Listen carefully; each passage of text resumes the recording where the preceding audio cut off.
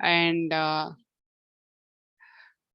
customer acquisition, better way to connect with consumers, and affiliate marketing, have a digital reach instead of a physical store, understanding consumer trends. All of this is definitely there. Typically, when you see organizations start with, having a product idea or a service, then they launch their digital presence to drive, increase awareness, to drive traffic. Then they use content marketing by having different mechanisms such as blogs, videos, uh, basic content, webinars, one-on-ones to, build the content and drive traffic and expand their networks. And they also launch campaigns for having the targeted campaigns for the targeted audience and build the database so that they can have more sales. Additionally, they also use customer engagement tools such as chatbots and IVR to support and supplement all of their initiatives so that there is absolutely customer is king. At the base of it all is marketing data and analytics. So that's really the heart and the engine which chugs along and helps measure the initiatives impact on different and different work streams. So what they say is that there is a customer acquisition and management framework where businesses start identifying who the audience is, who is the target audience, they define it. And basis that audience, they develop the content. So there are 5 stages through which any business, looks at ensuring that there is customer engagement and retention from define, attract, engage, convert, and customer engagement. And at each of these stages, there are different work streams that happen. First is understanding who your target audience is, defining them. Say, for example, you're a jewelry store owner. Then you will say, I'm looking at anybody in the age group of 18 to 35 who is interested in buying chic jewelry for any event where it's pocket friendly and stuff like that. So accordingly, whatever content you develop in the defined stage will still be, catering to that particular audience. Then you want to build your audience. Say you want to say, I want to reach not only people in my area, say, for example, you're in one locality, I want to expand and include all of these people who belong to my state, or I want to attract people who belong to the entire India or the world, for example. So then you look at building that audience by way of different initiatives, such as posting YouTube videos, Insta Reels, or any of these, keeping in mind what your target audience really want. And then you integrate all of those channels. If you're a fairly larger business, say you're not a jewelry owner, but you have a chain of sweet shops in the country, then you look at integrating all the different channels and managing all those inquiries into one engine, and then making sure you have a mechanism to manage the inquiries and the responses. And also you have a mechanism to qualify and score the leads, to say that I am not interested in somebody who is looking at spending 50 rupees per jewelry or 100 rupees on a mithai. Rather, I am looking at a minimum base of, say, 1,000 rupees for a jewelry and 2,500 rupees for a mithai. So that's where you qualify who the lead is and nurture them and help them engage with whatever you have in terms of digital assets and probably offline, which is your in-person connects. And this is supposed to be straightforward. And what they also business think customers do is really look at an awareness, consideration, purchase, and retention advocacy, where it goes in a streamlined fashion. But what we do know is many things are not necessarily in a linear fashion, but through multiple touch points is when we have the customers and consumers really reaching out to your respective brand that you have. Going ahead, like I said, you have a digital strategy. There are different aspects and ways in which you actually use that strategy by way of having social platforms, by content marketing on the website, blog, white papers. Then you have your email marketing and your branding. And then you also look at how your overall target audience and your traffic can be optimized by using keywords, display advertising, and having metadata placed on your content so that there is more traffic flowing in. And as far as branding, you need to have your brand purpose, and you need to have your value proposition and your accordingly all the design and the packaging aspects to make your brand appealing. So without this, it's going to be a little difficult to start off. And these are the different avenues that you use in terms of making sure your brand is identifiable with your target audience in different platforms. And for this, there are many different ways in which it can be done, where the content is really the king, where there are some of your own properties such as your websites and your social media platforms, where you also have an interactive way to interact with your target audience, and you have advertising to reach to a different and larger segment of audience. And you can have partnerships. Say, for example, you feel that for mithais, it will be good to tie up with, say, wedding planner, then that's where your influencer networks, and then you have a different way to deal with it. And you could also get into entertainment, such as somebody sponsors super singer or any of that. So that's a different kind of thing where you have your own property, you have your paid media, and you also have your earned media, so that there is a connect with your overall brand. And there's all of these which you see on your on the digital properties and the brand outposts and search engine optimization, advertising. These are all outposts where you can really interact with the overall audience through digital means. Please feel free to jot down any of your questions, and we can definitely have a Q&A at the end. And as I said, customer journeys are never linear. There are multiple ways in which they are actually finally making a decision. So moving ahead, the brand as such, like I said, needs to have a certain distinct attribute to itself. It should be relevant to the audience and also be consistent in the messaging, and should be frequent enough for your target audience to take action. And each of these has to be built in as you craft your digital marketing messaging and your content, so that it can then be measured by analytics. And then we can understand how effective and impactful your initiative has been. Say, for example, if I take again the jewelry ad or the mithai, then it needs to be, you need to rise above the competition to say why my jewelry is more relevant for this audience rather than somebody else, because of my quality, or because of my service, or because of my return policy, or any of that. Or in terms of a mithai shop, it is whether it is the best mithai in this area, or you have some special products which nobody else has, that has been very liked by all your customers. And then you have to be consistently saying that these are what my core brand values are, and consistently message and share that when you're using multiple mediums to give your content, be it a Pinterest or an Insta or a Facebook, and say it again. So now I'm getting into directly the metrics that matter. So when you're looking at marketing analytics, you have these different platforms that are being used to share your content digitally. So basically the tenets are that you first determine what your marketing needs are, which you can see in green. So marketing initiatives don't work in isolation, rather they have a business need. Say, for example, for your organization, for your overall initiative, you need to have at least, say, 50 people buying from you on every month. Then that's a different goal. So when you define that goal, thereafter, you will take care of defining those metrics which will give you 50 customers at the end of every month.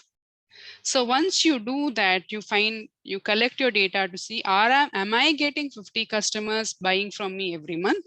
Or should I say I'm already getting 50 customers, I should move to 100 customers every month so that I can improve my sales. And then you record it, and you then say, measure your results versus the goal set and see what improvements can be made.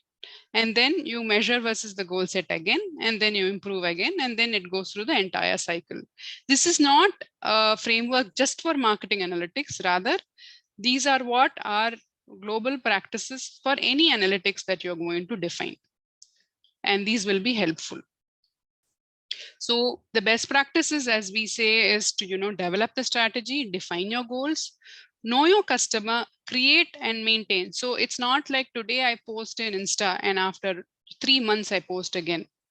Maintain and consistently provide that interaction on your social media page or handle and on your website, and build the awareness and generate more traffic and convert the traffic into leads, which can then give you the sales. And engage with them post the interaction and the customer service so that you can improve your brand loyalty. And there are different mechanisms to do that. So again, this is the various terminologies that we use when we talk about digital marketing is reach, engage, connect, convert, and retain. Reach is how many people have actually you have reached out to. This can be in terms of campaigns or each audience category, and then capturing the digital footprint through the different digital presence and channels to understand what are the traffic sources which drive the visitors to your digital presence. And then you listen, you optimize your content, and you understand the patterns, and you then connect with them and make sure they convert and you retain them. So these are three things you should definitely make sure you understand in terms of reach, engage, connect, convert, and retain. These are 5 pillars as far as digital marketing analytics is concerned. If you are having any doubts, please put them in the chat window, and Anubhuti will help in terms of sharing how those questions can be answered, or any of them from the WIBD team. So here we are. There are different types of digital marketing we already addressed, but in terms of customer acquisition and customer engagement, these are the different initiatives that any organization takes to engage with the customer and acquire more customers, be it content marketing, search engine optimization, paid search, social media marketing, display advertising, affiliate marketing, email marketing, and all of this. I'm moving ahead, Anubhuti. So if you feel there is anybody who needs answering right now, let me know.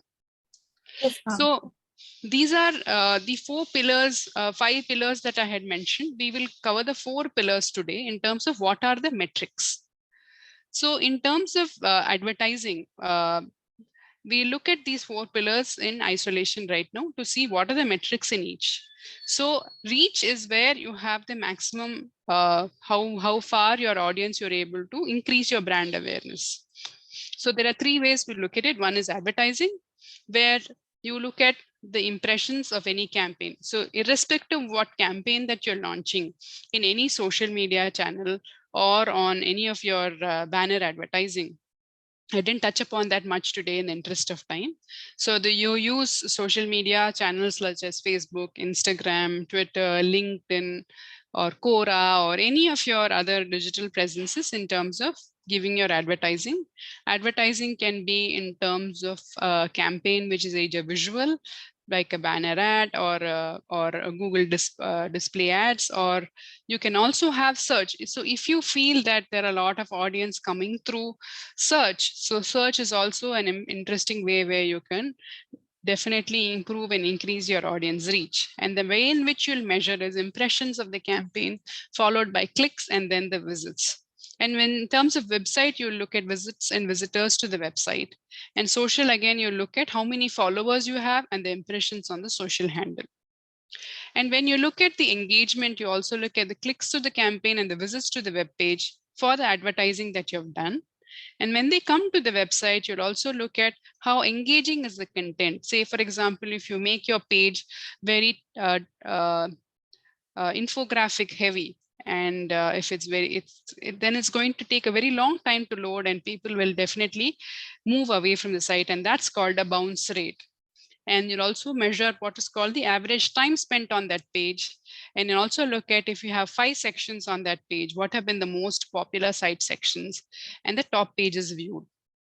And when you look at social, where it's more interactive, you look at retweets or replies, making them favorites, having the likes and the comments and the shares. I don't think I need to introduce more of social to this generation, which lives on social, but nevertheless, I thought it's important to at least call out what metrics are generally used. And then when you look at connect in terms of advertising, if you're having a specific campaign, say you're having a webinar, and if you're, say, for example, somebody who does makeup for bridal, bridal makeup or for special events, then you can even increase your brand awareness by saying that I will do a tutorial on how to do basic makeup, and you will have a separate page which you can create and say that for this particular campaign we'll have a few registrations and we'll see it from there. Say for example, even this initiative by WIBD where you have a specific program and you're inviting people to come and see, they'll look at how many people have registered. If in case you're looking at certain curated content that you have, how many article views, number of downloads, or if you're hosting a video on your page, and what have been the likes. And in terms of website, how many pages have been viewed, what have been the top downloads, what are the videos, what have been the shares, and how many people have actually come onto that web page.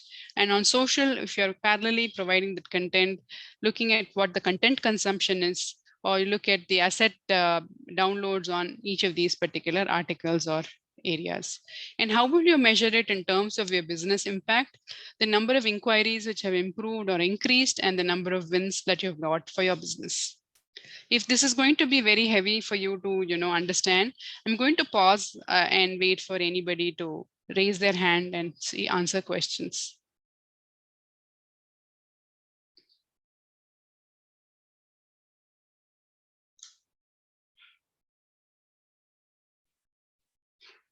Okay, so we'll I move believe we can continue now and we can see the questions towards the end of the session. Okay, we're moving ahead. I just wanted to see on the chat window if there's been anything specific. So knowing your target audience and using that to understand. Ma'am, a question has just come up on the chat box. All right. So someone has asked if you could please explain how a social media campaign works. Wonderful, great. I'll have to see my content to see if I've removed it or had it here. Let me explain it to you. Shanti has asked, I think. So thank you, Shanti, for asking. So basically, what you do is you create your asset, and I'll have to pull up my other content to look at how you'll do that. But nevertheless, you basically create your asset and you post it on your social media handle. Now, when you do that, there are different ways to do it. One is you organically post on your handle and people on their own come and view it.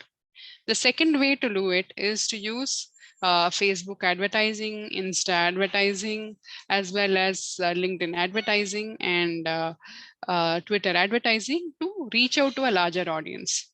So the way in which it happens is that where there are certain pay-per-click is what is the popular mechanism used based on which these platforms offer you the advertising, and you can refine your advertising campaign by giving the right keywords in your content alongside the campaign, which is either a display image or a video, and you use that to refine your content. You have a tagline, basically something that attracts the attention of your viewers.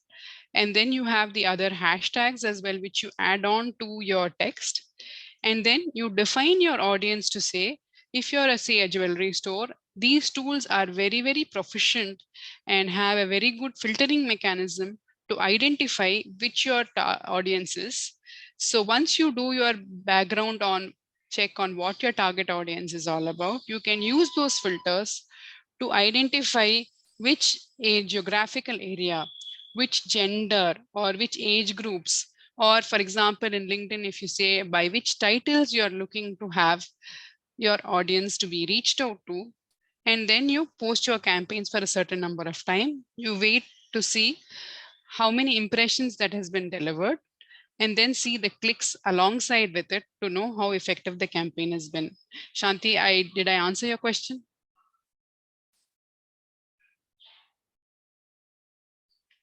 This is in a very brief, thank you. So moving ahead, is my screen viewable? Yeah. So a simple and easy way to look at your target audience. This is basically if you're looking at driving traffic through search, which is one of the biggest mechanisms today. You can go to this site called trends.google.com to see how your trends in terms of certain, say, for example, you're an organization which has Salesforce solutions in cloud application development, and you're looking at possibly the United States as a target arena in terms of geography, then you can go and use this particular tool to see where your audience really sits. So then you can see who are all interested. This doesn't mean that Google Trends only indicates those who are wanting to buy from you. These could even be student applicants who are wanting to learn more about Salesforce and cloud, who could have searched for such information on the Google search. Google is one of the biggest platforms today in terms of search. So it's the go-to tool for many people to understand how they can advertise and position themselves better. So this is one such screen grab from Google Trends. It's a free tool and anybody can go ahead and use it. And then it also gives you a breakdown of what has been the reach across the country. It gives the search volume based on the geographic location, and it gives the volume data for a specific language. And if you choose English as a language, it will give you all this. It gives you the top 10 countries to whom you are targeting. And it also gives the average monthly search in terms of the number of times the keywords has been searched in the last 12 months. And you could also look at seasoning and trend. So once you extract that data, you can also look at the average search volume and whether that particular keyword has been in demand and what has been the demand for that. And you can also see what have been the top or the rising, keywords associated with it. So this is one way in which you can use a free tool to understand what your data is really like. I'm going to pause and see if there are any questions, otherwise I'll move on. I spoke about leads as an important aspect as far as digital marketing is concerned and overall in business as such. I'm going to touch upon a little bit on lead generation and management, where you are, like I said, you can define your target audience, and there are many publicly available tools where you can use your secondary research to understand how your target market is. Say, for example, there are three terminologies here: total available market, served available market, and your target market. Ideally, the target market is a subset of all of this. Say, for example, you are looking at tech professionals in India. So that's your total available market. Then you define it to say, I am looking at mid-career professionals. So then you say served available market. Then you define and say, I am looking at mid-career tech professionals who are specifically proficient in cloud applications. Then that is your target market. So from a total available market, which is say 10 lakh, people, then you come to zero, which has all of those, career ready and those who are working professionals who have completed their engineering degree. Then you look at a slightly smaller set, which is say, if I'm looking at served available market, which is your mid-career professionals, then you are then reducing that funnel to say that I'm looking at say 5 lakh people. And then you further come down to say my target market is those who have completed their 10 years of experience, who are a mid-career professional and who have worked on cloud applications. Then that you define your target market to be say 2 lakh professionals in India. So that's how you really, zero in on the right target market for your product or service. And usually organizations build a target persona.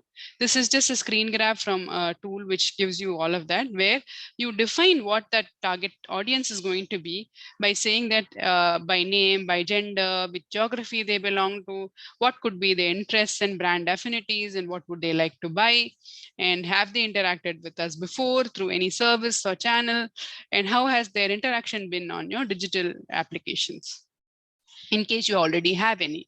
In case you don't, then obviously that will not be there. Coming to the lead generation process, that market terminology is that one, there will be inquiries to your digital channels by way of direct mail, email, telephone, different mechanisms which you see on the left. And then they will share inquiries onto your different digital channels and they will become leads. And then you look at them to say, if, for example, I'll go back to the cloud professional to say that I am not, say there is a 19-year-old person who wants to join your company or wants to be a part of your new program, then, and you're defined that it's going to be for mid-career professionals with more than 10 years experience, then you qualify that lead and say, yes, this lead is somebody whom I want, or who doesn't qualify as a person whom I can take on board.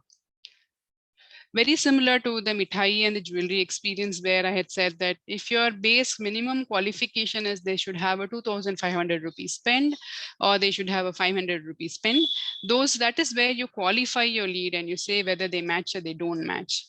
Then you score your lead, and then you say if it qualifies, then you score them, and then you lead them to, if you have an independent sales team, then you pass it on to sales, and then you get your new business. So this is in short lead management process and lead that I thought would be helpful as you go forward.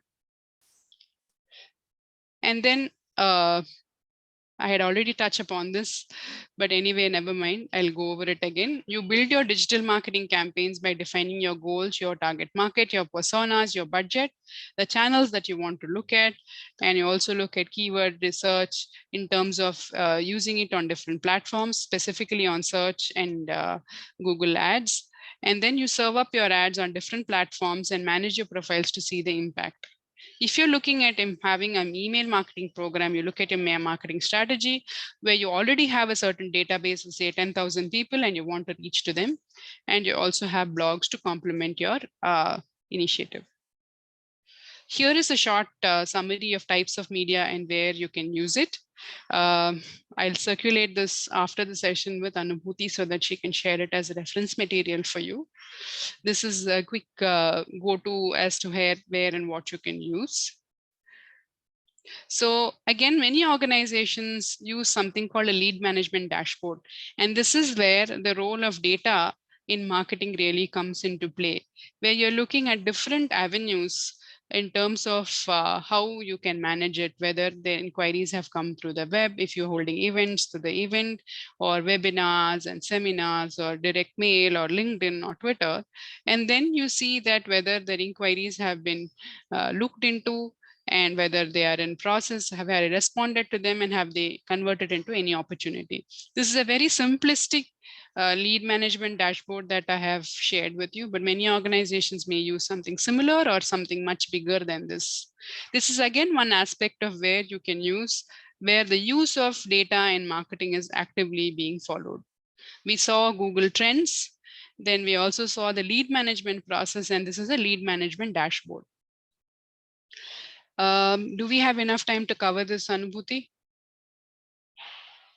I have not Ma'am, kept. I believe we could just talk about this topic and then we'll shift over to the questions. Okay, great, wonderful. So search engine optimization and search engine marketing is very much useful in terms of organizations. And if you're going to work in many organizations, this is probably one of the first things that any website will want to do. So search engine optimization is where we know that search is one of the biggest mechanisms by which people choose to make their first purchase. So it's a very dynamic environment for you to use. What is search engine optimization? There is something called the top of line, and then below you have the paid results on top, and you have the organic results here. Whatever you see as ads are paid search, and whatever which is not there. You also have featured snippets which are based on your quality of the content on your site. It can boost up your the way in which somebody, when somebody searches for it, it gets displayed. It's basically how you include the relevant keywords on your content as well as the titles in your data to make sure that whoever searches for your product or solution is featured right on top after the paid ads. This is again, I had we saw this. We make sure that for how SEO works, the pages are published and search engine bots crawl over the page. They use algorithms to determine your rank. They index the page and they display it on the search engine page ranking. They continually monitor it to make sure that it's there. So if you're a person wanting to build your career in digital marketing, search engine optimization, keyword research is also a very much in demand area in terms of how you can build your skills. There are various tools available in the market which can help you. The Google Keyword Planner is a free tool which you can use right away with your own Gmail ID. And there are other paid tools such as SEMrush and Moz, where you can it'll be a little more expensive, and it'll be more beneficial if your organization invests in it to build the keyword research. Many mid-sized organizations today leverage the capability of agencies to do this research to build their content and make sure that their rankings are very good. So one example of where the rankings really play is if, for example, you're on Amazon, you can look into many of these tools to see where you rank in terms of your product or service, and it'll give you the number of search volumes and the cost per click and the traffic which has increased or decreased over the last previous month. So in terms of your own career, search engine keyword research is a very good, useful way you can build your, if you're aligned and interested in using data, this is a very, very powerful tool as far as building the content is concerned. And every content copy, they definitely use search engine keywords before they even build the content, and make sure that the titles on the page, there is a headline copy, there's a headline 2 and a headline 3 in each web page, for which you need to make sure that you have the content. Many sites such as content management tools, such as even WordPress, have plugins such as search engine optimization tools, which automatically help and build that keyword, and they also add in relevant synonyms to that keywords to boost up your content, but you have to make sure that it's being added. There are many audit checklist tools which help you give that. And before we move, I just wanted to share a quick overview of what a website dashboard looks like. This is a Google Analytics dashboard, standard dashboard, where it gives you overview of what the visits or sessions are, the users, the page views. This again is an area where marketing data is used in digital platforms to measure the impact. Say, you example, you launch a campaign, and this is you have these dips and spikes on the screen that you see. So you can also see how impactful your campaign has been in influencing or impacting the visits on your website for this. And you can also measure by new visitor, returning visitor. There will be a deep dive session on Google Analytics alone, or analytics for the website, which we can do later, but this is just an overview. It also gives you by which channel they have come and how that has been. And bounce rate is where, people, either interact with your page or don't interact with your page and leave. This is a very important score as far as web pages are concerned. And you can also set up goals and see how you can improve and improvise. So I'd like just to touch upon a few tips here for aspiring professionals. Google Analytics is very good, and many women professionals and those who are on a career break and those aspiring professionals, analytics is a good place to be. And I myself, had a career break, and then I jumped into analytics. Although I am not an engineer by education, I found this to be a very interesting and powerful way to communicate with stakeholders on the impact of the initiatives that they do. And it's not very difficult to learn. There are many certifications available either through Coursera or Udemy, and Google themselves have their own Google Analytics learning platforms, and YouTube has many programs which they offer to get started. What is helpful here is when you're starting off your career, if you're an engineer or you have learned to code and you know how it is a little bit of an advantage, but it's not too difficult to learn.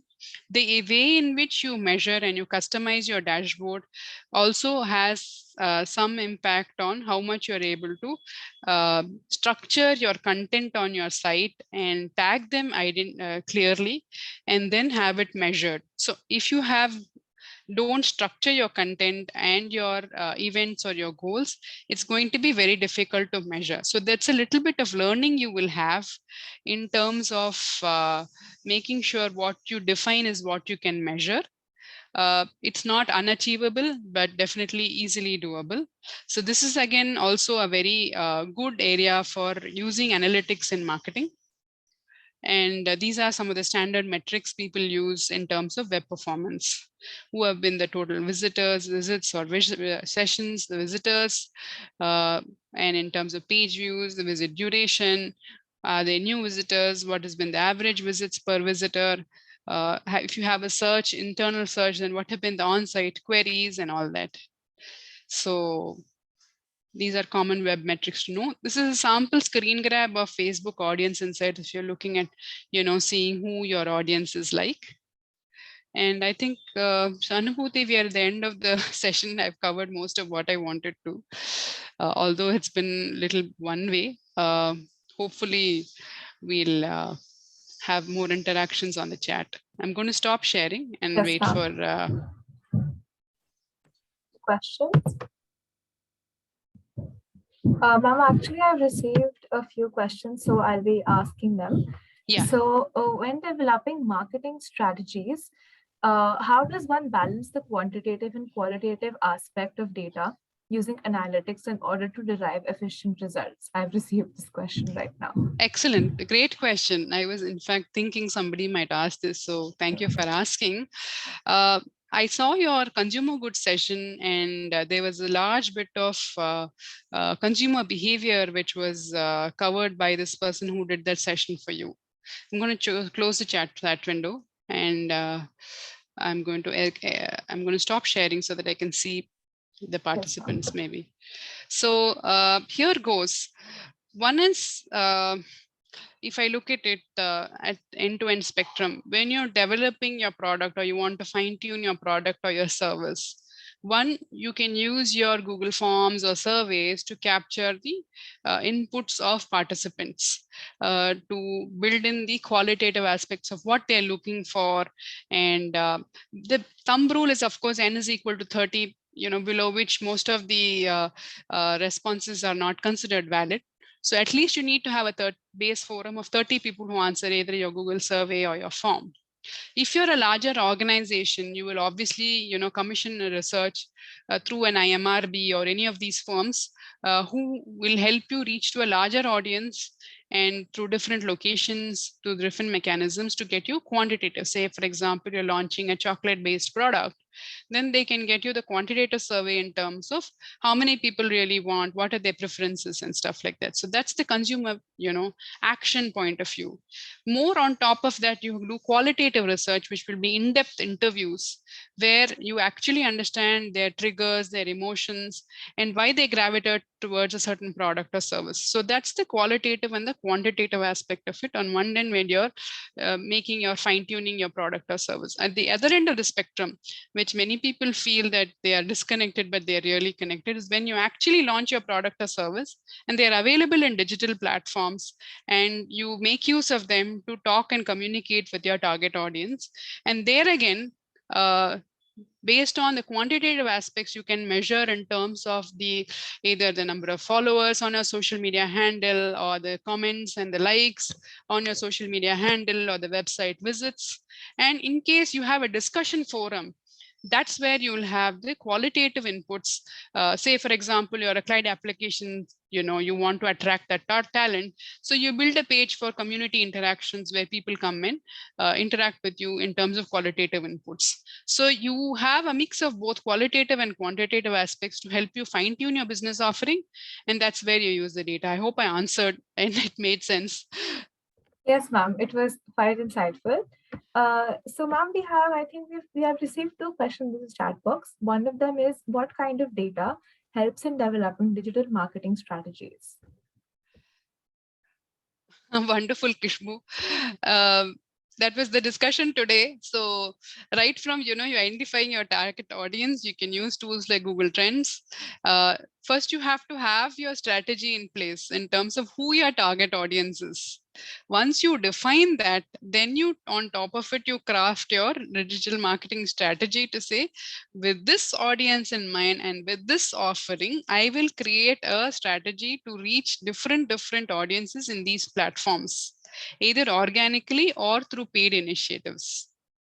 And then you look at how the data can supplement that. Then you look at your audience. Say you're going to advertise on Facebook, you can look at Facebook audience insights, or then you can also look at say, for example, you can follow some of the popular brands on, say, an Instagram, to see how the audience in that group looks like, to say, hey, this is the audience I'm interested in marketing to, and this is what they like, or this is what they don't like, and hence my audience is going to be similar to this, and build on that. Many of these tools today have an intuitive way of building on to similar audience profiles, which say that if you want to have somebody of this profile, then probably we can look at this audience segment as well. And that's where the data really helps when you do it.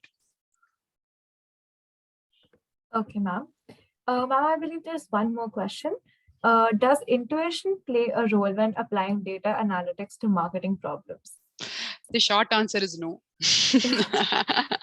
You can't go by your gut feel when you're looking at data and analytics. Uh, this is where I will say you have to use your common sense. You balance out your business needs and the marketing and the stakeholders' requirements, and you make a decision on what is really useful and definitely helpful for your target audience and your stakeholders and the business at large. The short answer is no. But definitely you may think that you can build a hypothesis and then prove it right or wrong, but I would not encourage people to go by intuition to develop their strategies. All right, ma'am. Ma'am, and I think we can just take one more question. Yes. This is, what are some helpful data analytics tools that can help in improving marketing strategies? Maybe from the perspective of someone who's looking to start their career in this field. So what are some tools that could help them? Can you, is it question posted on the chat? Ma'am, it's on the private chat, so I can. Okay. Yes, ma'am. Can you just say that question once again, please? Yes, ma'am. So what are some helpful data analytics tools that can help in improving marketing strategies?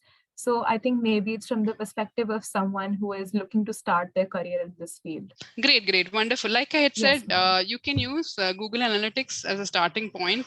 There are multiple courses available in Udemy and Coursera to start with. You can, either free or paid courses, you can go ahead and start and do that. There are many forums, I think, which also give courses on that. I think probably even Analytics Vidya gives that. I'm not sure. You may have to check back on that. I'm not very sure of that. Future Prime also gives a lot of marketing analytics courses. You can check them out. Adobe is again another analytics platform which is very popular amongst established businesses because they have a whole suite of marketing cloud which goes along with it. And also data visualization is a very good area in terms of building your career. Many of these tools have a very good infographic method of building their dashboards.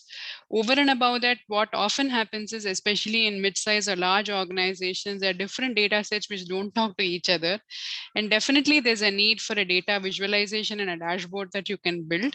So in that sense, data visualization, techniques will be really helpful in stakeholder interactions. So data visualization can be good. And many of these Facebook, LinkedIn, and all of these have their own analytics courses, which you can are available. Many of them are available for free. You can definitely, have them done. And some of these organizations like Simply Learn also offer some paid and free courses or freemium courses, which you can definitely go to and learn. So those are some of them places where I'm really pointing you to different places where you can go and attend these courses and, learn the topics from on marketing analytics. Thank you so much, ma'am. So I would like to thank you for this Sure, session, anytime. providing such many insights. And I would just request if whoever of the participants feel comfortable, if they want to switch on their cameras, we could just take a screenshot of the session. So if anyone would like to do that.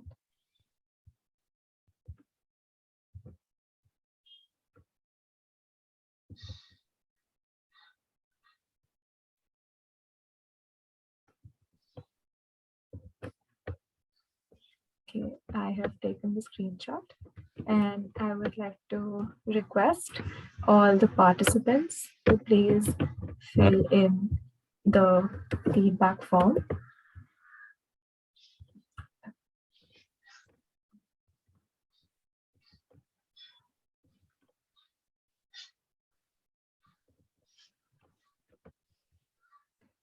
I have taken a screenshot, and I'd like to request the participants to once again fill in the feedback form. And thank you, everyone. First of all, I'd like to thank Lakshmi ma'am for this amazing session, and it provided a lot of insights into digital marketing, and I'm sure it helped a lot of the students in order to streamline their course and however they're going to plan to get into this career.